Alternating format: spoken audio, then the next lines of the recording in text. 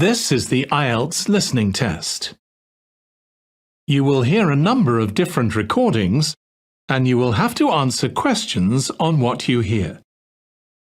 There will be time for you to read the instructions and questions, and you will have a chance to check your work. All the recordings will be played once only. The test is in 4 parts. At the end of the test, you will be given 10 minutes to transfer your answers to the answer sheet. Now turn to Part 1.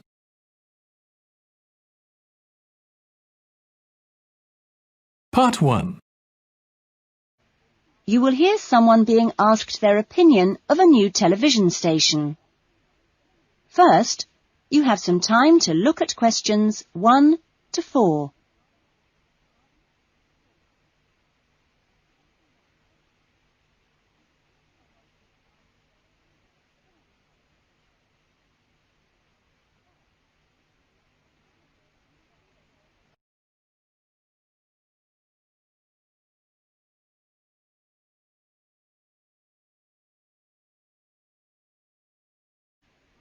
Listen carefully to the conversation and answer questions 1 to 4. Excuse me, I'm sorry to bother you, but would you have time to answer a few questions? What's it about? We're doing some market research for a new television channel starting in 2 years' time. Okay, why not? Lovely. We'll just work through this form. And if we could start with some personal background information? Sure. Right. If I could just have your age? 35. Right. Great. And your job? Systems analyst. But for the form, I don't know whether it would count as professional or business or what. What do you think? Okay, it's more like business. Fine. And would you mind my asking about your salary, or we can leave it blank? No, I don't mind. It's 40,000 a year. Oh, thank you. Right. About your current watching habits. What would you say is your main reason for watching TV? Well, at work, I tend to read for information and what have you, so I'd say that with TV, it probably just helps me relax and unwind. Fine. And how many hours a day, on average, do you watch TV? Not a lot, really. I should say just over an hour. You now have some time to look at questions 5 to 10.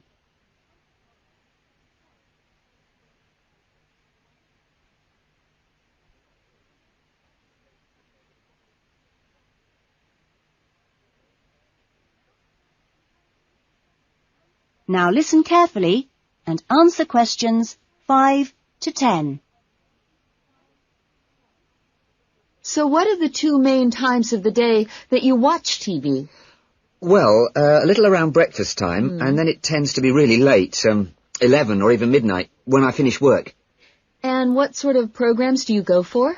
Some news bulletins, but I also really like to put my feet up with some of the old comedy shows. Fine. And turning to the new channel, which type of programs would you like to see more of?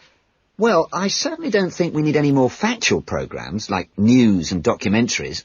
I think we need more about things like local information, providing a service for the community. And in the same vein, perhaps more for younger viewers. Good quality stuff. And if you had to give the new directors some specific advice when they set up the channel, what advice would you give them? I think I'd advise them to pay a lot of attention to the quality of the actual broadcast. The sound system. People are very fussy these days about that. And in general, I think they ought to do lots more of these kinds of interview, talking with their potential customers. Oh, I'm glad you think it's valuable. Certainly, yeah. Good. Okay. This will be a commercial channel, of course, but how often do you think it is tolerable to have adverts? Well, out of that list, I'd say every quarter of an hour. I don't think we can complain about that, as long as they don't last for 10 minutes each time. Quite. And would you be willing to attend any of our special promotions for the new channel? Yes, I'd be very happy to, as long as they're held here in my area. Okay, I'll make a note of that. And finally, may we put you on our mailing list? Well, I'd prefer not, except for the information about the promotion you mentioned. Can I have your name and address? Of course. Here's my card. Oh, Lovely. And thank you very much for your time, and we look forward to seeing you. Yes, indeed. Thanks.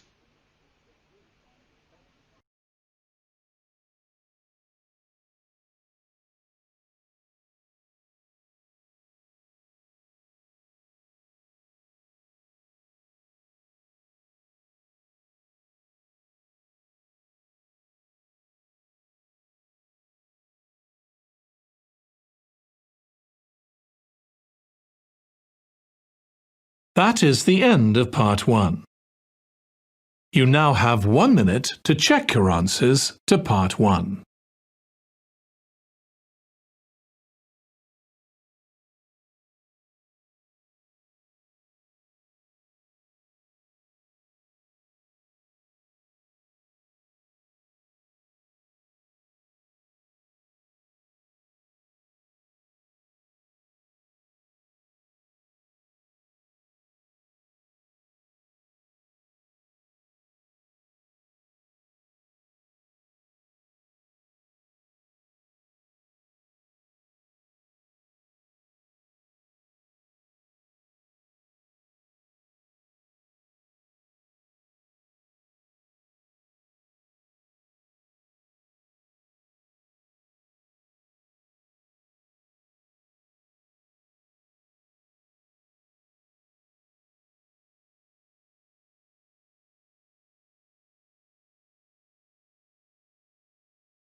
Part 2.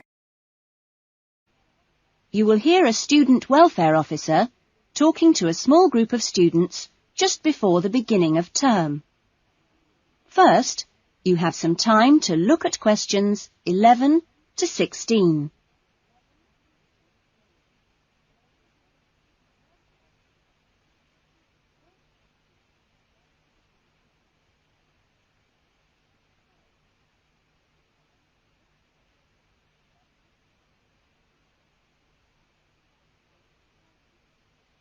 Now listen carefully to the talk and answer questions 11 to 16.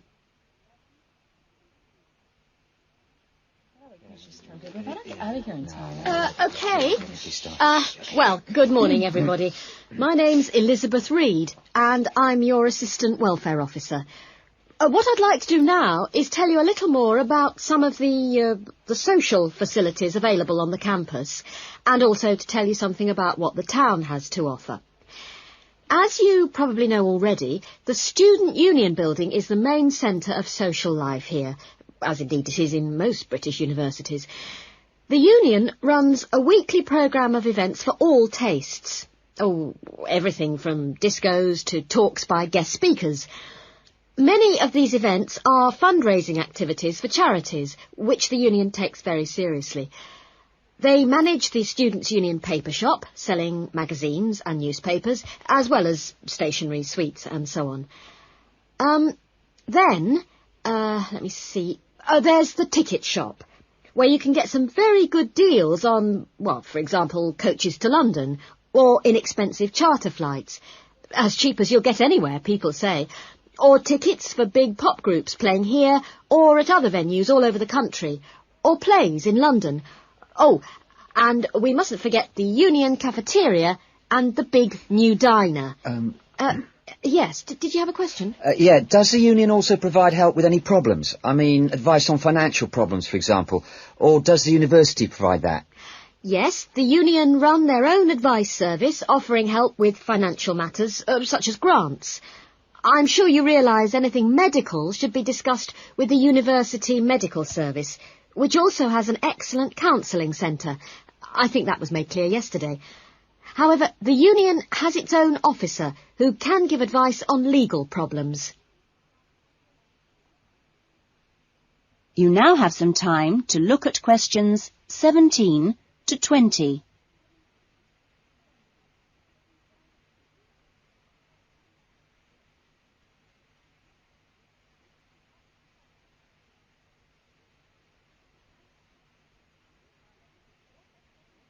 Now listen to the rest of the talk and answer questions 17 to 20.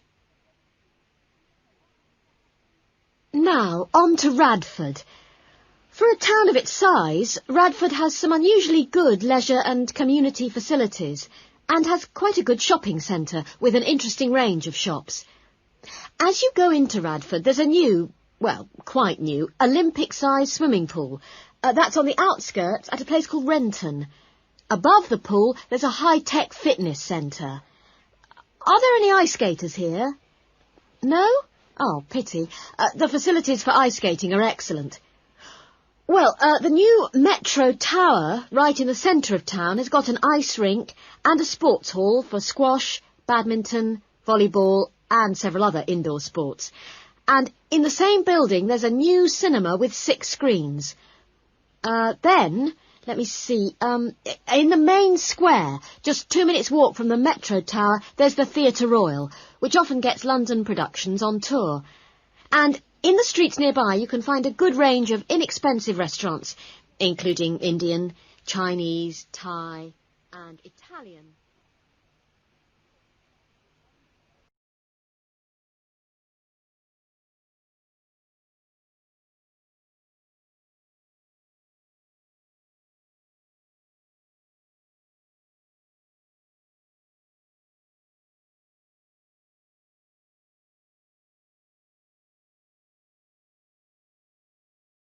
That is the end of Part 2.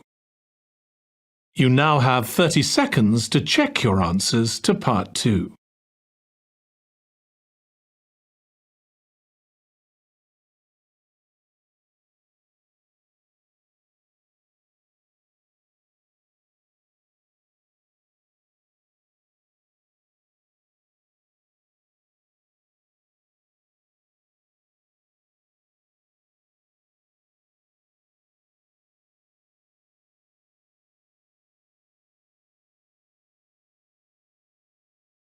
Part 3. You will hear a tutor, Dr. Simon, talking to some of his students about writing a dissertation. First, you have some time to look at questions 21 to 26.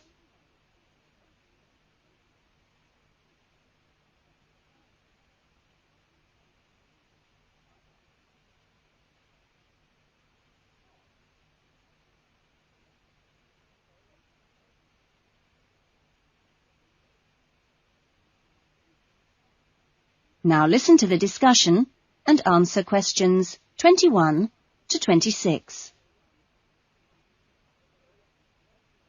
OK, welcome back to the new term. Hope you've had a good break and that you're looking forward to writing your dissertation. Now, what I'd like to do in this session is give you the opportunity to ask questions on writing the dissertation. Requirements, milestones, who to see when you need help. It's very informal. It may all be written on paper, but it's nice to get it confirmed. So, anything you'd like to ask? Dr. Simon, is there a fixed hand-in date yet? Right, I can confirm that that's the 21st of May, not the 20th, as we first stated. OK? Jane? What about the word limit? Well, we try to be pretty flexible on this, but in broad terms, it's 18 to 20,000. Ah. And you can choose your topics, anything from years 2 and 3. Yes? I still haven't got any idea what I want to do it on. Who? Well, you should see your course tutor to agree on your final title, and you should also be aware that there's a special programme running on research methods for anyone who wants some extra help on that. Can I just check on the deadlines for everything? Yes, sure. Look, let me write it on the board. When the different stages have to be completed. First of all, you've got to work on your basic bibliography. And that's due into your course tutor by the 31st of January, which is just 2 weeks away, so you'd better get a move on that. Do we have to have our own draft plan by then? No, your draft plan is due on the 7th of February, which is a week later, so that should give you plenty of time. And when do we have to be doing the research? That's over a 1-month period, essentially February to March. And the write-up? Well, you can't really get going on your writing until you've got quite a bit of the research done. So that's really March to May, with the hand-in date on the 21st. Any more questions? Now you have some time to look at questions 27 to 30.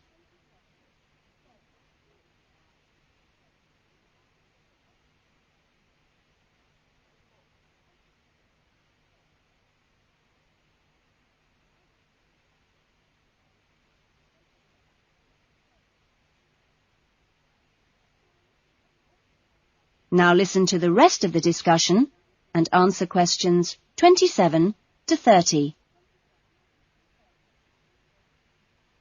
Well, sir, just some advice, really. It's about computers. Would you advise us to buy one? What can I say, Andy? I know it's a massive expense, but I really feel it would be of great benefit. You can always look in the student union adverts for second-hand ones. Yes? I've been looking at some of last year's dissertations. Oh, is that a good idea, sir? I heard... Well, I don't think you should read them in detail too early, or you might end up taking more of their ideas than you realise. But yes, it really is the best guide you can have to the expectations of what's expected when you write a dissertation. Sorry, Jane, I interrupted you. That's okay. It's just that they did a lot of research using questionnaires. Is that a good idea? I think questionnaires are very good at telling you how people fill in questionnaires. But to be frank, they tell you very little else. Avoid them. About interviews, is it okay if we interview you? The tutors? I don't see why not. They don't have any special contribution to make, but you can if you want. There's a whole section on this issue in the research guide. I'm afraid it's slightly out of date, and you're probably better talking to the tutor on the research methods course. But you might find it useful to start there. Okay. Thanks.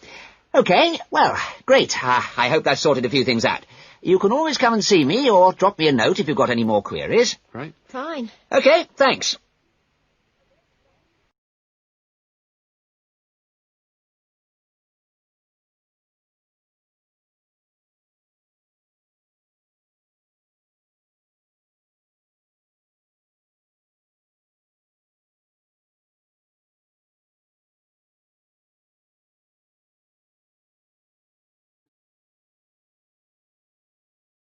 That is the end of Part 3. You now have 30 seconds to check your answers to Part 3.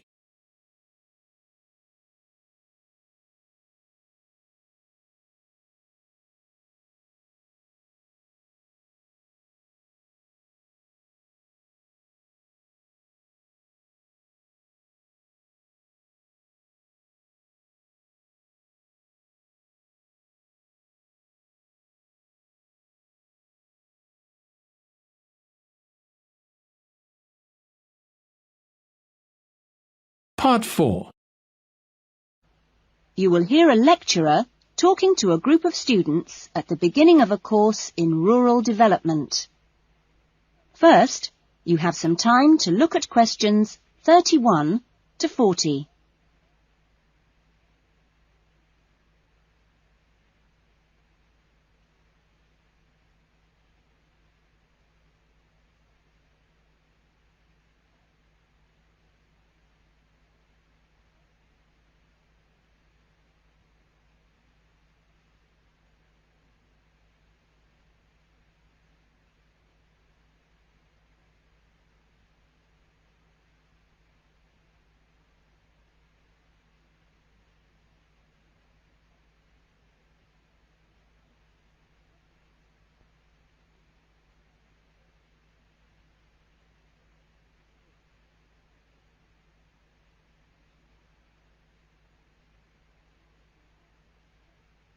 Now listen carefully to the talk and answer questions 31 to 40. I hope that this first session, which I've called an Introduction to British Agriculture, will provide a helpful background to the farm visits you'll be doing next week. I think I should start by emphasising that agriculture still accounts for a very important part of this country's economy. We are used to hearing the UK's society and economy described as being industrial or even post-industrial. But we mustn't let this blind us to the fact that agriculture and its supporting industries still account for around 20% of our gross national product. This figure is especially impressive, I think, when you bear in mind how very small a percentage of the UK workforce is employed in agriculture. This is not a recent development. You'd have to go back to 1750 or so to find a majority of the workforce in this country working in agriculture. By the middle of the next century, in 1850 that is, it had fallen sharply to 10%, and then to 3% by the middle of the 20th century. And now, just 2% of the workforce contribute 20% of GNP. How is this efficiency achieved? Well, my own view is that it owes a great deal to a history over the last 50 or 60 years of intelligent support by the state, mainly taking the form of helping farmers to plan ahead. Then the two other factors I should mention, both very important, are the high level of training amongst the agricultural workforce, and secondly, the recognition by farmers of the value of investing in technology. Now, although the UK is a fairly small country, the geology and climate vary a good deal from region to region. For our purposes today, we can divide the country broadly into three. I've marked them on the map here. The region you'll get to know best, of course, is the north, where we are at present. The land here is generally hilly, and the soils thin. The climate up here, and you've already had evidence of this, is generally cool and wet. As you'll see next week, the typical farm here in the north is a small, family-run concern, producing mainly wool and timber for the market. If we contrast that with the eastern region, over here, the east is flatter and more low-lying, with fertile soils and a mixed climate. Average farm size is much bigger in the east, and farms are likely to be managed strictly on commercial lines. As for crops, well, the east is the UK's great cereal-producing region. However, increasingly significant areas are now also given over to high-quality vegetables for supply direct to the supermarkets.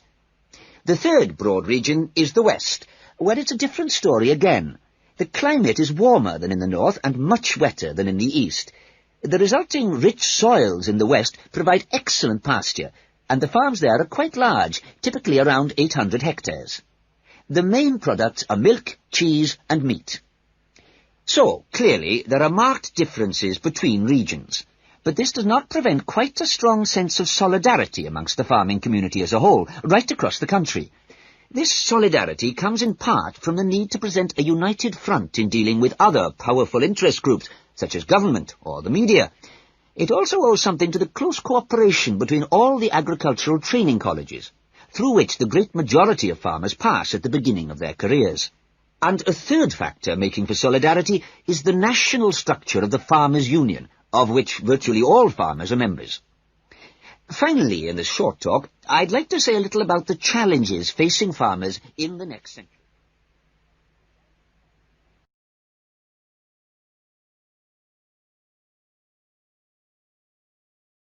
That is the end of Part 4. You now have 1 minute to check your answers to Part 4. That is the end of the listening test. In the IELTS test, you would now have 10 minutes to transfer your answers to the answer sheet.